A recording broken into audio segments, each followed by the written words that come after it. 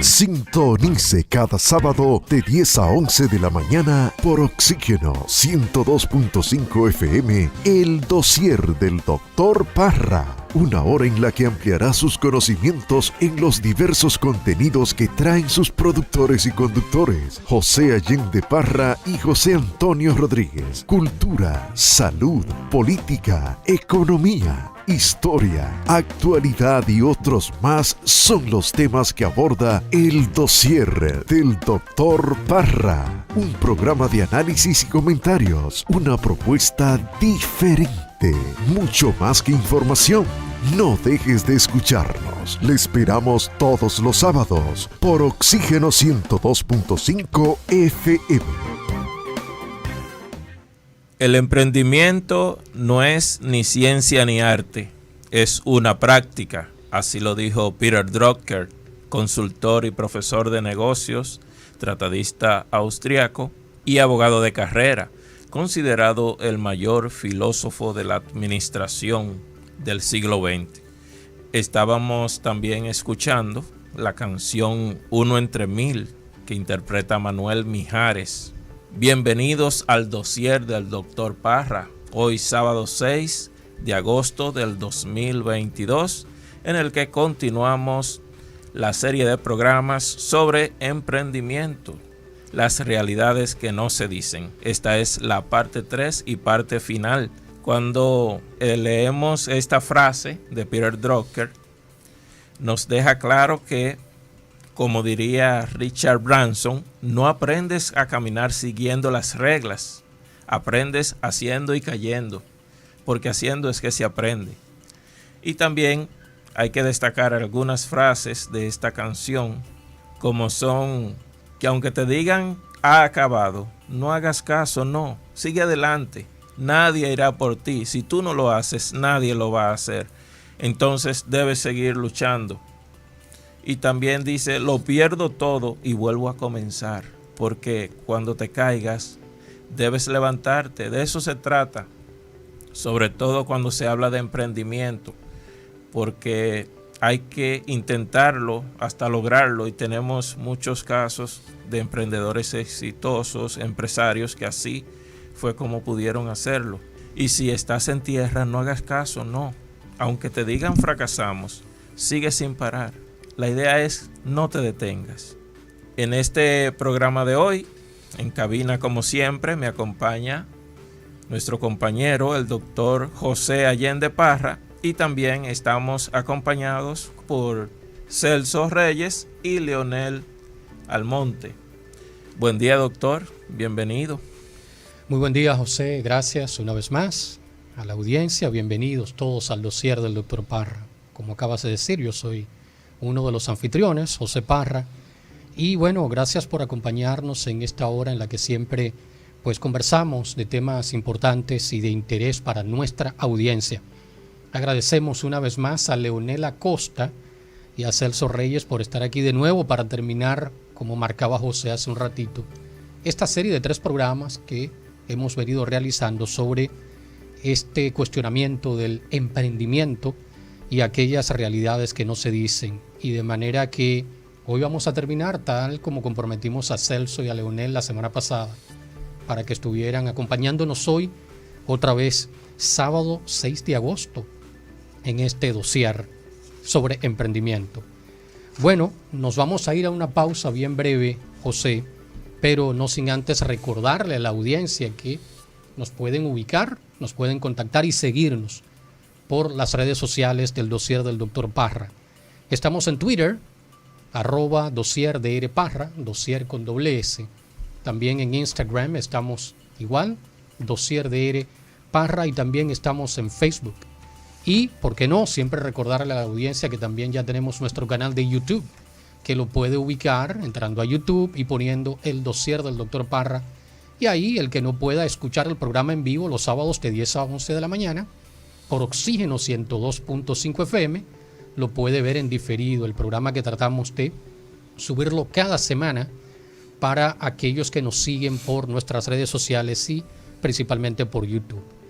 Entonces, bueno, vamos con esto a una pausa breve y ya cuando regresemos el contenido de su dossier del 6 de agosto.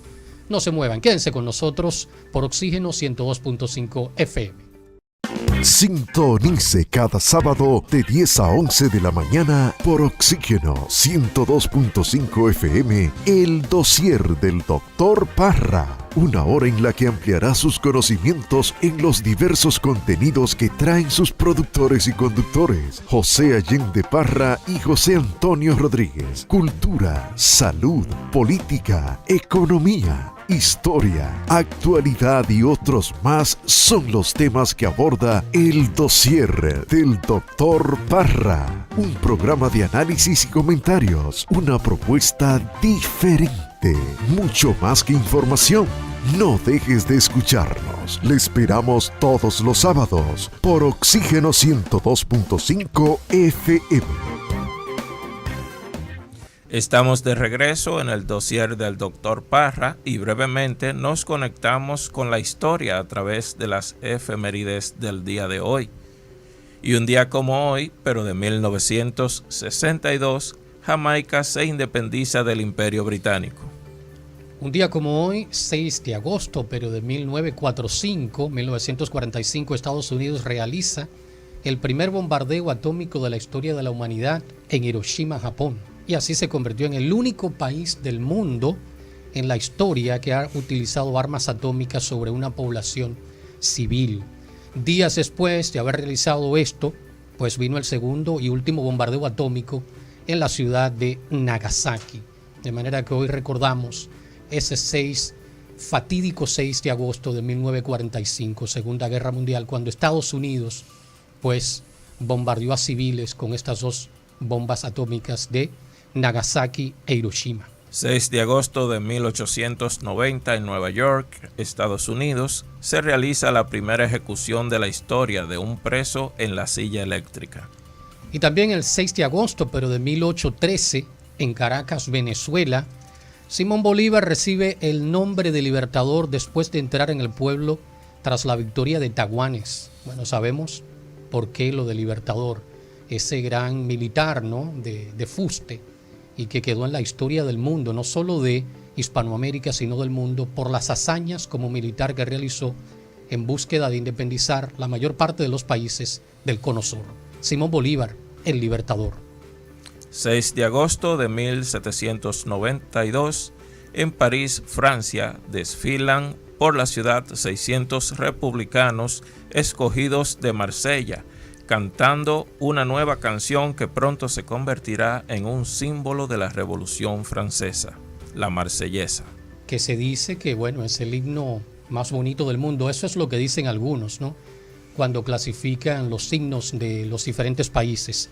Vamos a darle la bienvenida a Leonel Acosta, que ahorita dije al monte, y Celso Reyes. Eso es en vivo, José. Esas cosas pasan en vivo. Sí. Leonel Acosta, claro. Bueno, pues tal como habíamos planteado desde la semana pasada, hemos querido esta tercera entrega, ¿no?, finalizar el tema o la serie que tenemos con respecto al tema de emprendimiento. Y vamos a comenzar, José, de una vez con la serie de preguntas para nuestros invitados especiales, que bueno, son emprendedores y son empresarios. Y yo quiero comenzar por ahí. Una pregunta para los dos. ¿Se consideran ustedes más emprendedores que empresarios o al revés? En el caso particular mío, la palabra empresario, incluso hay mucha discusión en ese sentido, como que es una palabra grande. Me gusta la palabra de emprendedor porque, como decía ese profesor de mercadotecnia, me gusta estar aprendiendo porque así nunca siento que sé. Entonces, en el caso de emprender, me gusta sentir que estoy emprendiendo para no sentirme que he culminado ese proceso. Entonces, habría que definir lo que es empresario. Empresario es aquel que tiene empresas, sean estas grandes o pequeñas.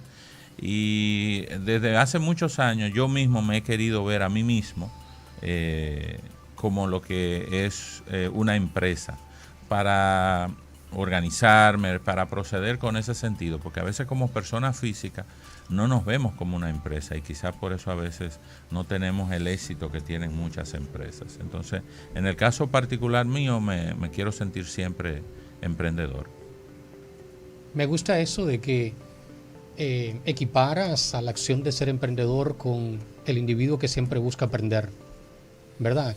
Así O que es. siempre tiene la sensación de que no sabe para seguir aprendiendo. Así es. Y recordaba la frase muy famosa que se le acredita a Sócrates: solo sé que no sé nada, a la cual yo tiendo a agregarle la otra parte: yo ni siquiera sé que no sé nada, ¿verdad? Y esa postura es muy buena, ¿no? Sentirse emprendedor con la actitud de que el que emprende siempre está aprendiendo, más que empresario, porque pareciera que el empresario ya, como consiguió lo que andaba buscando, se queda allí trabajando en su empresa, pero pareciera que dejará o que deja de aprender, ¿no?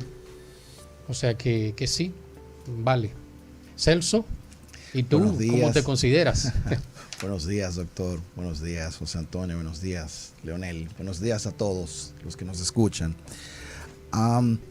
Bueno, yo me considero más un emprendedor. Nunca me había hecho la pregunta tan explícitamente así, pero yo diría que soy más que todo un emprendedor, sí. Una persona que siempre trata de buscar soluciones a las dificultades y tomar iniciativas, innovar. Esa sería la definición para mí, de mí mismo. Obviamente yo soy también socio en una empresa, por ende también soy microempresario, pero yo pienso que el término emprendedor me va mejor que el empresario, entiendo yo. ¿Te define mejor? Pienso que sí. ¿Te define mejor por las actividades y la actitud que tienes a siempre estar en algo nuevo, o porque tienes, digamos, esa sensación de que todavía estás en la etapa de mero emprendedor? Me define mejor porque yo estoy en la etapa de tomar iniciativas, concretar iniciativas que vayan a solucionar problemas y que vayan a dar un resultado. Y precisamente el que emprende es una persona que ejercita mucho su voluntad en ese sentido. El que emprende comienza proyectos, el que emprende tiene ideas nuevas, el que emprende recluta, aglomera recursos y así sucesivamente. Por eso yo diría que para mí es un término más que va más con mi persona. ¿Qué piensan ustedes de la siguiente frase? Sabiendo por qué otros tienen éxito, evitará usted el fracaso. Eso puede ayudarte, saber por qué una persona tiene éxito te puede ayudar. Pero la experiencia del éxito o del fracaso es una experiencia totalmente personal. No puede uno tratar de replicar, entender que uno va a replicar la experiencia de otra persona, de éxito o de fracaso, como se quiera llamar o como se quiera ver, porque real y efectivamente, primero los términos exitosos y el término éxito, el término fracaso también son términos muy ambiguos, muy ambivalentes. La ambivalencia a la que te refieres viene por el hecho de que lo que puede significar éxito para mí no necesariamente para la otra persona lo es.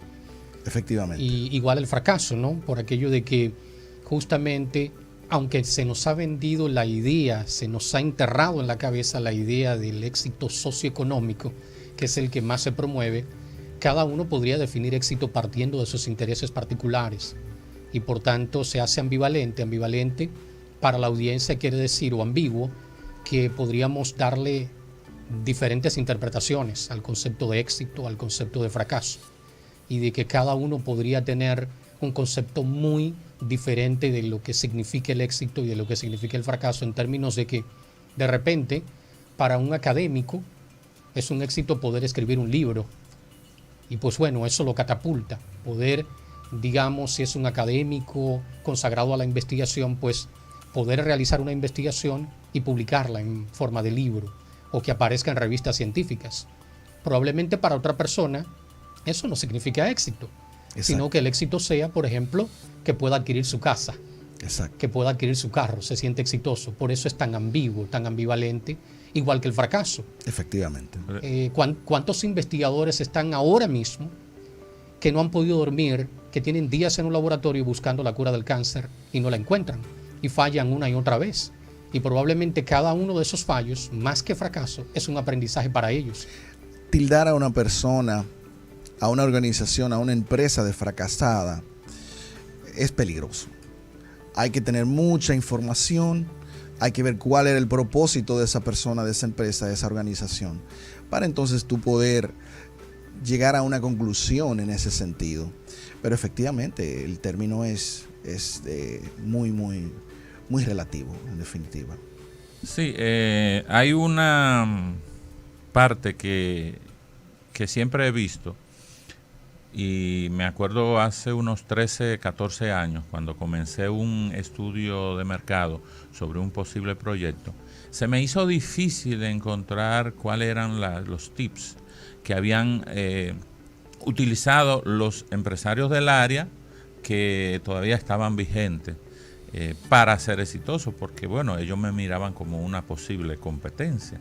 Entonces no pude acceder a esos tips porque ellos se habían mantenido en ese mercado y otros habían salido. Entonces me viré hacia los que habían fracasado para aprender de ellos exactamente qué no hacer.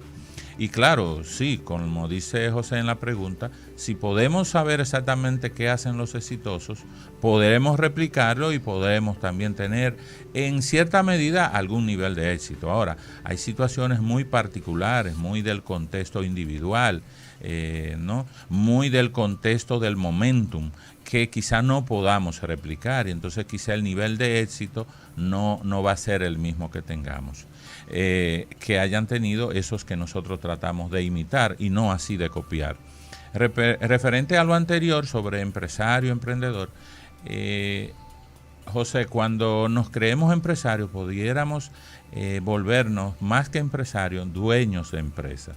Y en una charla que asistí con un argentino, él decía que la diferencia entre un dueño de empresa y un empresario es que el empresario trata de actuar con estrategia, hacer una gestión eficaz para lograr objetivos. Y el dueño de empresa no necesariamente se cree dueño, y eso lo lleva a actuar muchas veces desconsiderando a sus colaboradores, incluso no dándole el servicio adecuado al cliente. O sea que eso es un peligro que tiene el que se dedica a empresa, que pudiera llegar el momento en que se crea dueño de la empresa y entonces pierda las nociones de cómo hacer el trabajo como comercio, ¿no?, de manera eficaz. Partiendo de eso último que planteas, Leonel, entonces yo puedo colegir que aquí hay más dueños de empresas que empresarios. Tú acabas de citar varios ejemplos, desde el maltrato al empleado hasta un mal servicio, y ese maltrato incluye inclusive un sueldo de miseria, de los muchos sueldos de miserias que se pagan acá. Entonces yo podría colegir que ciertamente aquí estamos llenos de dueños de empresas y no tanto de empresarios. Es una forma particular que tengo de verlo partiendo de lo que tú planteas. Pudiera ser el caso, sí. Las realidades de cada empresa, hay sectores que no pueden pagar tanto, hay otros que pueden pagar más. Entonces, eso habría que ver cada caso de manera específica. Y más en este contexto, como tú sabes, estamos en un proceso de recesión muy grande y muchas empresas han perdido niveles de venta. O sea que habría que analizar el caso de manera individual, pero hay que buscar la manera, yo estoy de acuerdo contigo, de que los colaboradores tengan unos ingresos que les permitan suplir sus necesidades. Y que también los servicios de las diferentes empresas mejoren.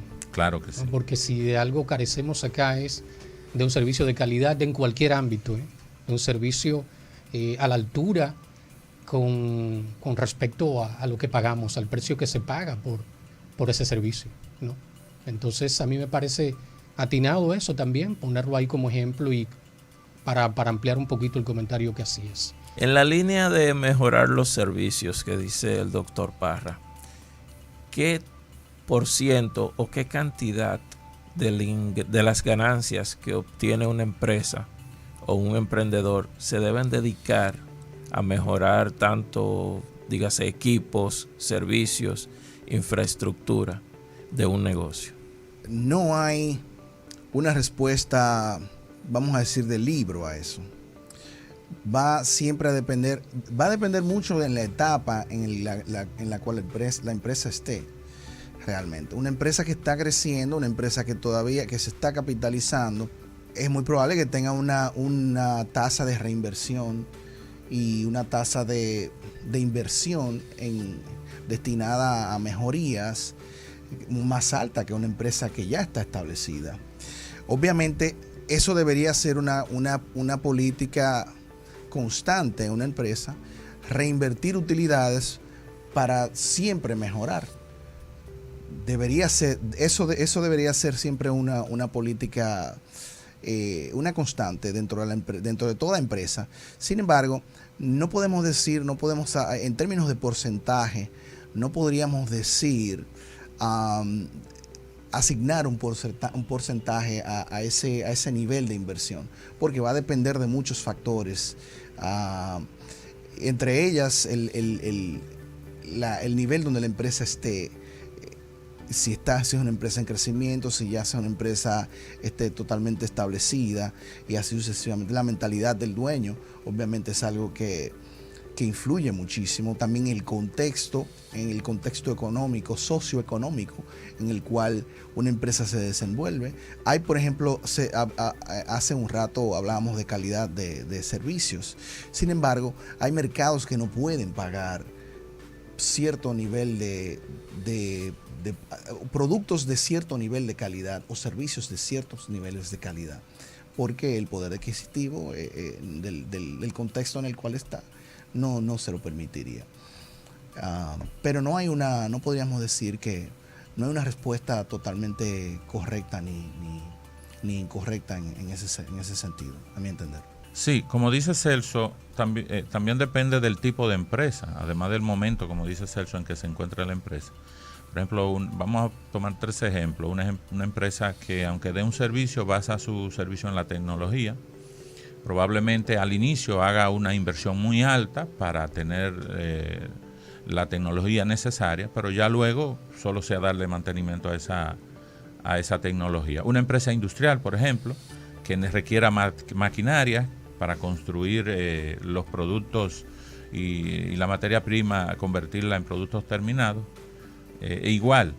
Ahora, en el sector comercial, que es el que yo más conozco, por ejemplo, para lo que es la promoción y servicio postventa, lo que se establece desde tiempos muy de antaño es un 10%, tratar de no gastar más de un 10% del total de volumen que se logre vender por esa vía, lo que llamamos la venta externa. Entonces ahí se cubre la promoción de los productos, si son productos que se llega a los clientes por medio de promoción, porque si es un producto ya de consumo masivo, el medio por el que se va a llegar sería la publicidad. Y aún así eso lo define cada empresa en función de lo que entienda que deba hacer, si más esfuerzo o menor esfuerzo, para lograr sus objetivos. Pero en la promoción de productos, o la promoción de venta, como se le llama, por lo regular el porciento óptimo es un 10%. O sea, si yo voy a vender, un ejemplo, 500,000 pesos, tratar de invertir 50,000 pesos en el proceso de promover el producto y luego de volver a darme cuenta qué impresión tiene el cliente una vez que ya ha usado el producto, o lo que llamamos servicio postventa. Bien, estamos en el dossier del Dr. Parra, como cada sábado de 10 a 11 de la mañana por Oxígeno 102.5. Nos vamos a ir a una pausa y cuando regresemos seguimos con la tercera parte de este interesante tema, que yo sé que es de interés también para la audiencia. Emprendimiento, las realidades que no se dicen, con nuestros invitados para el día de hoy, Leonel Acosta y Celso Reyes. No se muevan, quédense con nosotros con el dossier y ya regresamos. Sintonice cada sábado de 10 a 11 de la mañana por Oxígeno 102.5 FM, el dossier del Dr. Parra. Una hora en la que ampliará sus conocimientos en los diversos contenidos que traen sus productores y conductores, José Allende Parra y José Antonio Rodríguez. Cultura, salud, política, economía, historia, actualidad y otros más son los temas que aborda el dossier del Dr. Parra. Un programa de análisis y comentarios, una propuesta diferente, mucho más que información. No dejes de escucharnos. Le esperamos todos los sábados por Oxígeno 102.5 FM. Ya estamos de regreso. Gracias por quedarse con nosotros. El dossier del Dr. Parra por Oxígeno 102.5 FM. Yo quiero ahora retomar, Leonel y Celso, una pregunta que el sábado pasado, sentimos como que quedó incompleta. No porque ustedes no dieran una respuesta, sino porque queríamos seguir escuchando más cosas. Y tiene que ver, a retomarla, ¿no? ¿Todo el mundo realmente puede emprender? Bueno, yo diría que no. Porque eso está ligado a un perfil de las personas, a una personalidad abierta a tomar riesgos, abierta a caminar en terreno, podríamos decirlo así, en terreno inseguro. Hay muchas personas que no les gusta sentir esas sensaciones, son adversas a tomar riesgos y le gusta más la estabilidad, le gusta más lo predecible. Ya se han hecho de hecho estudios donde se enumeran los rasgos de personalidad de los emprendedores y de los empresarios. Ahora bien, eso no quiere decir que necesariamente lo otro sea malo. Eso no quiere decir que ser empresario, ser emprendedor sea bueno y ser empleado, contentarse con su posición, con tener una posición en una empresa sea malo. O sea, son dos caras de una misma moneda. Sin empresarios, sin empleados no hay empresarios, y viceversa. Entonces también hay que abundar un poquito en eso, porque el hecho de que no sea así, de que no todo el mundo pueda ser emprendedor y que mucha gente no quiere, lo expresa, de hecho, te lo dice: yo no quiero ser dueño de empresa. Yo les decía, de hecho, fuera del programa, el sábado pasado le ponía el ejemplo de un ecuatoriano que yo conozco que era dueño de una empresa en Ecuador, y él en Estados Unidos me dijo: yo no quiero volver a ser dueño. Yo quiero ser empleado, porque él no le gustó la experiencia de haber dirigido una empresa, de haber dirigido un negocio.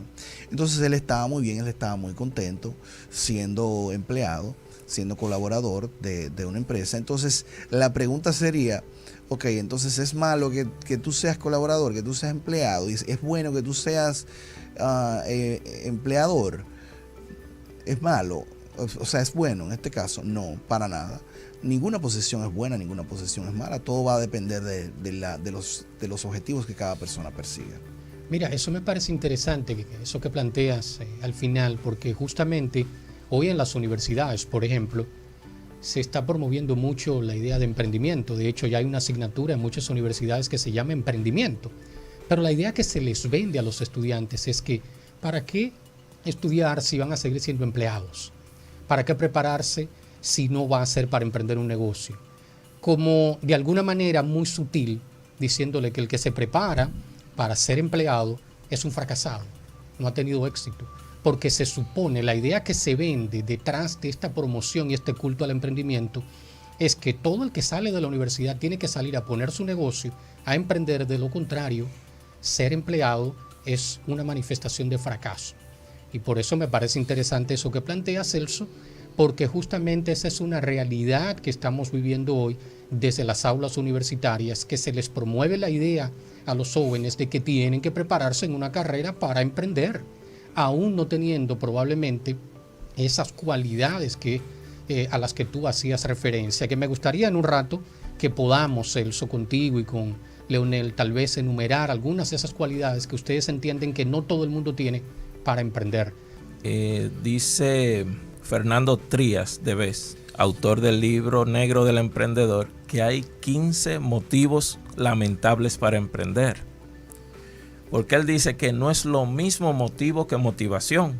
Y dentro de esos 15 motivos lamentables, él cita no tener trabajo y querer salir adelante, odiar al jefe, odiar a la empresa, no depender de ningún jefe porque hay gente que no soporta que le den órdenes, compatibilizar la vida personal y profesional, tener libertad de horario, gozar de potestad para decidir cuándo son los días de vacaciones, ganar más dinero que trabajando por cuenta ajena, querer recuperar el patrimonio perdido de la familia, demostrar algo a los demás, demostrar algo a uno mismo, demostrar algo a los padres, hacerse rico, contribuir al desarrollo de la región y dedicarse a un tema que gusta y el cual no es posible dedicarse si no es emprendiendo. Razones inútiles todas. Muy interesante. Sí, el libro negro del emprendimiento. En el caso mío, siempre recuerdo una experiencia. Yo laboré para una empresa, una multinacional, 9 años, casi 10. Y de no haber sido porque la empresa se vio movida a hacer unos cambios internos y me incluyeron en esos cambios, muy amablemente, por cierto. ¿Esa amabilidad es con el mismo tono satírico de la semana pasada de los impuestos o no? Fue amable. Debo reconocerlo, porque yo les entendí.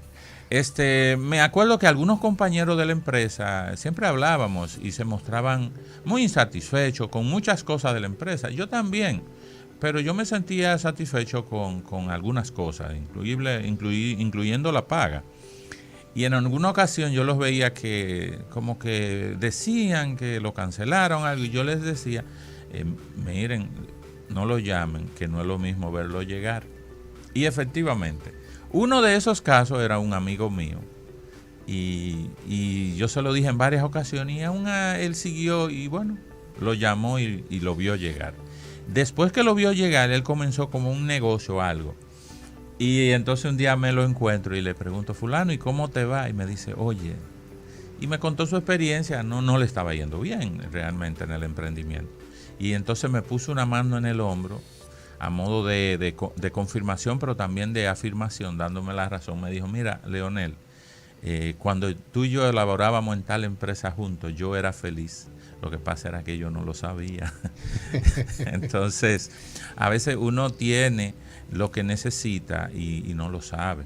Entonces, como decía Celso, muy bien dicho, no todo el mundo puede emprender porque no todo el mundo tiene el perfil o tiene la vocación para emprender.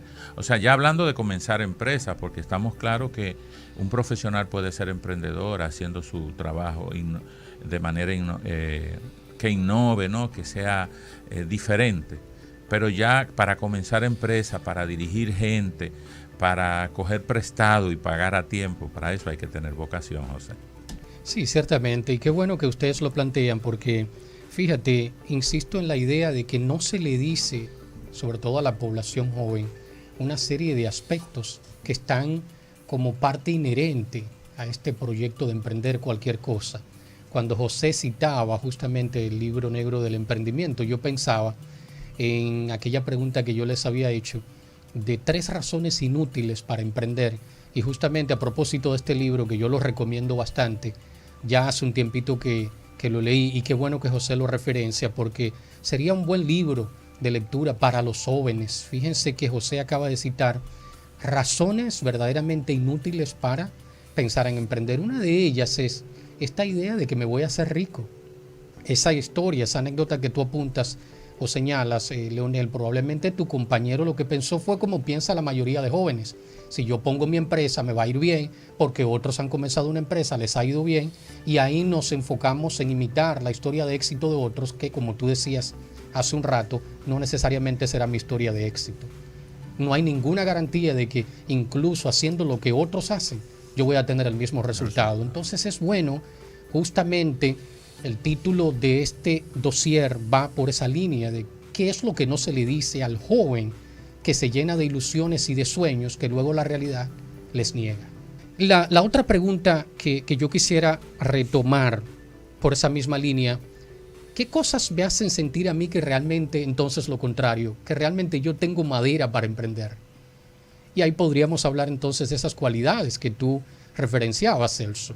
¿Qué cosas me harían sentir a mí que yo tengo la madera para emprender? Si usted es una persona que le gusta organizar, que le gusta trabajar en equipo, que le gusta dirigir, que le gusta tomar riesgos, que no le tiene miedo al fracaso, no se siente nervioso ante la posibilidad de no contar necesariamente con X o Y cantidad de dinero en el banco disponible los 15 y los 30. Entonces es muy probable que usted sea una persona que tenga la vocación de ser emprendedor, de ser empresario. Es muy probable. Si es lo contrario, si tenemos miedo a tomar decisiones, miedo al riesgo, miedo al qué podría pasar, bueno, todos tenemos miedo, ¿verdad? Pero un miedo desproporcionado, pues entonces esas serían las razones, quizás las señales para saber que en realidad no tenemos ese tipo de personalidad y de madera, como te refieres, para ser un emprendedor. Pero sí, efectivamente, tomar riesgos, no tener miedo al fracaso y querer precisamente y ser líder. Efectivamente, también la persona que es líder también es una señal de que pueda ser un emprendedor también. Si tú eres una persona que tiene seguidores, que puedes influir en otras personas, todas esas son cualidades que podríamos inferir que probablemente se está ante la presencia de una persona que puede ser emprendedora. Sí, esa es una excelente pregunta. Hay 4 puntos que en el tiempo que llevo en estos quehaceres los he notado y me he enfocado como a grosso modo, de manera magna, ¿no? Que son los 4 elementos básicos para el emprender alguna empresa, pequeña, grande, que sea. 2 tienen que ver con la persona misma. Una es que en el área en que se va a emprender, la industria, ¿no? El ramo, como se le llama a veces, uno tenga experiencia, porque eso ayuda mucho, que usted sepa dónde están los proveedores, dónde están las materias primas y los precios que éstas tienen. Que usted sepa dónde conseguir la mano de obra, ya sea calificada o no calificada para elaborar o llevar a cabo el servicio, elaborar el producto, llevar a cabo el servicio. La otra tiene que ver con la preparación. Necesariamente hay que saber de administrar negocios, como decía Celso, o sea, tener un conocimiento de trabajar en equipo. O sea, el que va a hacer empresa, más que una vocación de empleado, debe tener una vocación de líder, no, más que de seguidor, perdón, de líder, en el sentido de que ponga a un equipo a trabajar en conjunto y cumpla cada quien una función y se logren esos objetivos ahí. Por último, hay que tener un capital. Mucha gente se ha metido en negocios sin tener el capital adecuado, sin haber hecho previamente un presupuesto de cuál es el capital necesario para esa etapa del negocio. Porque por supuesto que el capital de trabajo de una empresa en la etapa de madurez no es lo mismo que en la introducción ni en el crecimiento, ¿no? Esos son, yo diría, los 3 primeros. El último tiene que ver con la oportunidad de negocio, porque el hecho de que usted viva en el país de los descalzos no significa que se vende zapato allí. Puede que haya un asunto de cultura que le impida, ¿no? Que esa gente está descalza por una razón cultural y ya no va a comprar un zapato. Entonces, un profesor de la universidad me decía, cuando vamos a evaluar la oportunidad, no debemos ofuscar ni ilusionar mucho. Y él decía, un lugar, una esquina donde el viento venga del norte hacia el sur, ahí el pan se vende, porque el que no come pan, los fundillos se le van, decía él. Pero no necesariamente, o sea, no necesariamente en todo lugar se vende el pan, o sea, y estamos hablando de un producto de primerísima necesidad. Entonces, algo que es bueno es que los negocios a los que nos dediquemos estén dirigidos a cubrir o a suplir las necesidades básicas del ser humano, porque ahí tendremos el mayor mercado, la mayor posibilidad de vender nuestro producto o servicio y por ende de tener éxito. Otra pregunta que no se logró desarrollar la semana pasada, pero sí se hizo, y no se logró desarrollar por el factor tiempo, que fue una de las últimas preguntas. Puntualmente, ya refiriéndonos a nuestro contexto así de manera clara, diáfana, ¿cuáles son esas 5 dificultades mayores que tenemos aquí en República Dominicana para emprender? Pero esa pregunta yo quiero que ustedes la desglosen, o más bien quiero que desglosen la respuesta después de esta pausa. Sintonice cada sábado de 10 a 11 de la mañana por Oxígeno 102.5 FM, el dossier del Dr. Parra. Una hora en la que ampliará sus conocimientos en los diversos contenidos que traen sus productores y conductores, José Allende Parra y José Antonio Rodríguez. Cultura, salud, política, economía, historia, actualidad y otros más son los temas que aborda el dossier del Dr. Parra. Un programa de análisis y comentarios, una propuesta diferente, mucho más que información. No dejes de escucharnos. Le esperamos todos los sábados por Oxígeno 102.5 FM.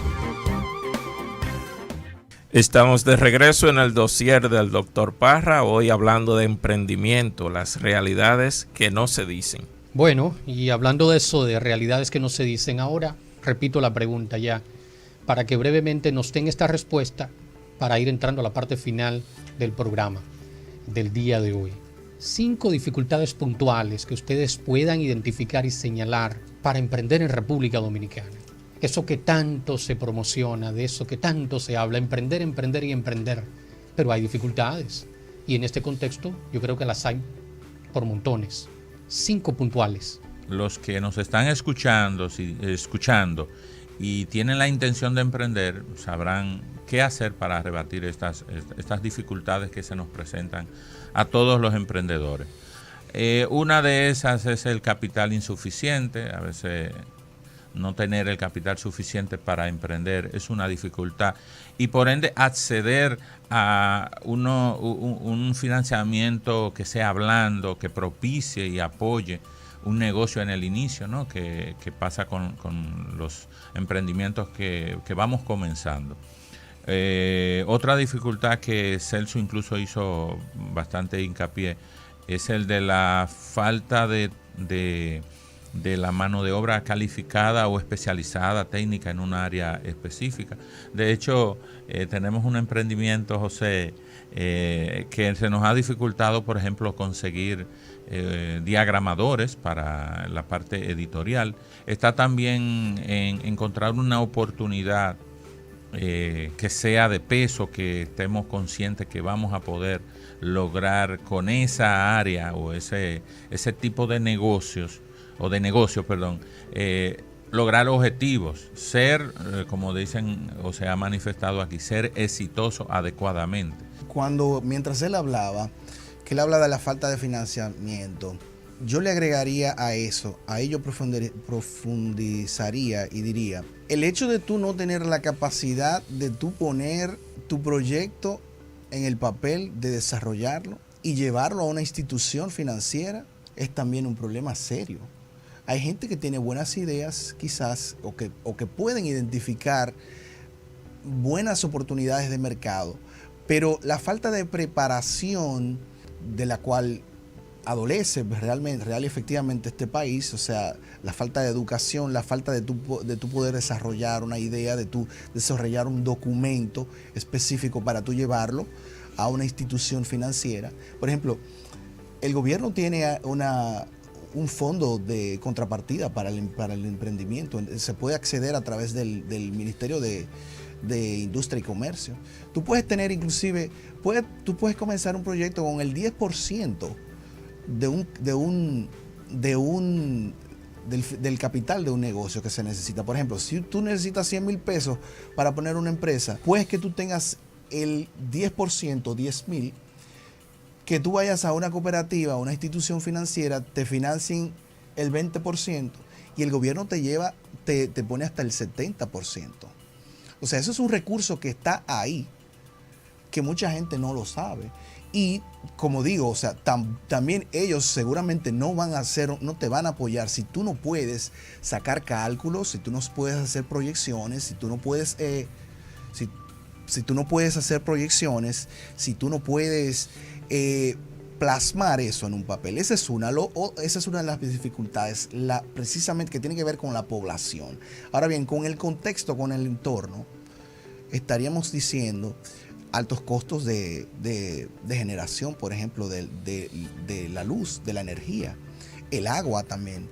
Dios te libre que tú saques un contador a nombre de una empresa, porque te meten inmediatamente en un esquema de tarifa mínima, donde lo justo debería ser que tú pagues por lo que tú consumas, pero tú tienes una tarifa, tú tienes un piso el cual ellos arbitrariamente han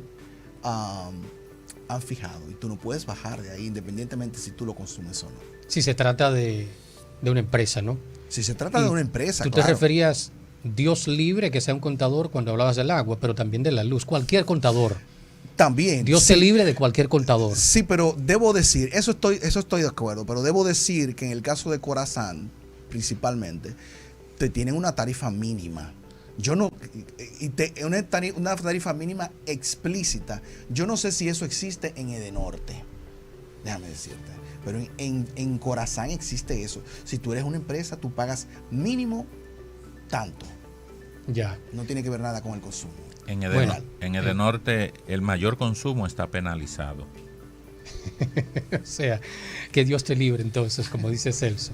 Bueno, ya se nos acabó el tiempo una vez más. Creo que con eso llegamos al final. Iba a ser una última preguntita, pero ya el tiempo no nos da. Y era como dejarle a nuestra audiencia 3 conclusiones de estos 3 programas que hemos tenido de emprendimiento, pero ya el tiempo se nos fue. Probablemente eso lo completemos ya por las redes sociales, de manera escrita. Por YouTube, por nuestro Facebook, el dossier del Dr. Parra. Y también por Twitter, @dossier de Ereparra, Instagram, dossier de Ereparra, y también por Facebook, dossier de Ereparra. Síganos también por YouTube, nuestro canal, el dossier del Dr. Parra. Gracias Celso Reyes, Leonel Acosta, por estar en esta serie de 3 programas sobre emprendimiento. Y gracias una vez más a nuestro compañero, coproductor, coconductor, José Antonio Rodríguez. Nos despedimos por el día de hoy, esperando que el próximo sábado nos acompañen otra vez con otro dossier y quién sabe, tal vez otra serie de 3 para otro tema. Gracias por su sintonía. El dossier del Dr. Parra se despide hasta el próximo sábado. Feliz día. Sintonice cada sábado de 10 a 11 de la mañana por Oxígeno 102.5 FM, el dossier del Dr. Parra. Una hora en la que ampliará sus conocimientos en los diversos contenidos que traen sus productores y conductores, José Allende Parra y José Antonio Rodríguez. Cultura, salud, política, economía, historia, actualidad y otros más son los temas que aborda el dossier del Dr. Parra. Un programa de análisis y comentarios, una propuesta diferente, mucho más que información. No dejes de escucharnos. Le esperamos todos los sábados por Oxígeno 102.5 FM.